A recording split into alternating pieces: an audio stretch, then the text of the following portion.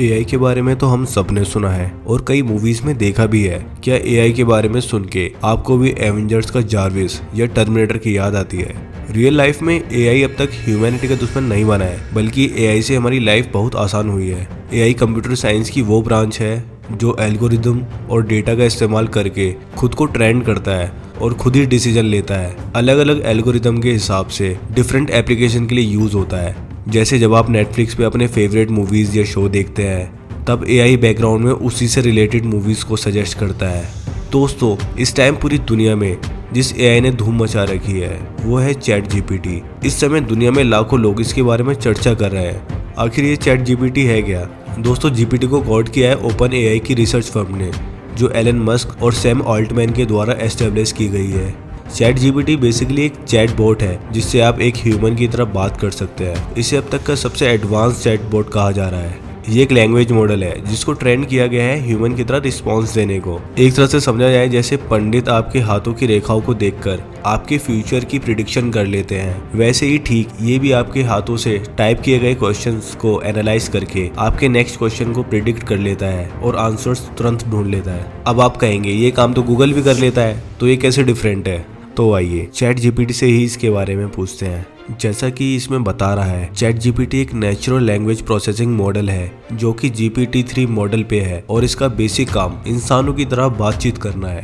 और वहीं गूगल एक टेक कंपनी है जो कई तरह के एप्लीकेशंस पे काम करती है, जैसे क्लाउड कंप्यूटिंग, एआई और सर्च इंजन के लिए यूज होता है। हमने चैट जीपीटी से और भी कई सवाल पूछे, जैसे कि यूनिवर्स क्या है और इसकी कंपनी ओपन एआई के बारे में भी पूछा, तो उसका जवाब ये आया।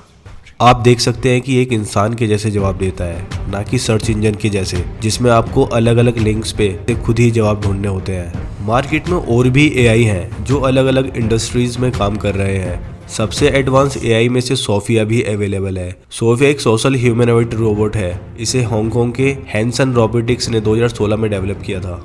सोफिया को कटिंग एज टेक्नोलॉजी के यूज से डेवलप किया गया है, जैसे AI, neural network, expert system, machine perception, natural language processing और एडेप्टिव मोटर कंट्रोल। इन सभी में नेचुरल लैंग्वेज प्रोसेसिंग का इस्तेमाल चैट जीपीटी में भी होता है, जिसकी मदद से वो भी किसी लैंग्वेज में इनपुट किए गए क्वेरीज का जवाब दे सकता है। एआई का यूज फेसबुक, जो कि एक मेटा के नाम से जानी जाती है, उसमें भी किया जा रहा है। मेटावर्स के नाम से पॉपुलर हुई इस डिजिटल एनवायरनमेंट को भी एआई के जरिए से ही डेवलप किया गया है। मेटावर्स आपको एक वर्चुअल एनवायरनमेंट देता है जिसमें आप अपने दोस्तों के साथ चैट कर सकते हैं और गेम्स भी खेल सकते हैं। दोस्तों, इंडिया में भी एआई पे कई रिसर्च वर्क हो रहा है और कई इंडस्ट्रीज में इसका इस्तेमाल भी हो रहा है, जैसे कि स्टैको नाम की कंपनी जो सिक्योरिटी सेक्टर में काम करती है और इनका प्रोडक्ट जारविस सिक्योरिटी में कैमरा मॉनिटरिंग का काम करता है और कई क्रिमिनल एक्टिविटीज़ को मशीन लर्निंग एल्गोरिदम की मदद से प्रिडिक्ट करता है। नेक्स्ट है टार्टन। टार्टन सेंस एक एग्रीकल्चर से जुड़ी एक एआई स्टार्टअप है जो इनेबल्ड कैमरा की मदद से फसल की बेहतर देखभाल और प्रोडक्शन को बढ़ाने में मदद करता है। वहीं निरामय नाम की कंपनी हेल्थ केयर में काम करती है और ये कंपनी अर्ली स्टेज में ब्रेस्ट कैंसर को डिटेक्ट करने में काम करती है।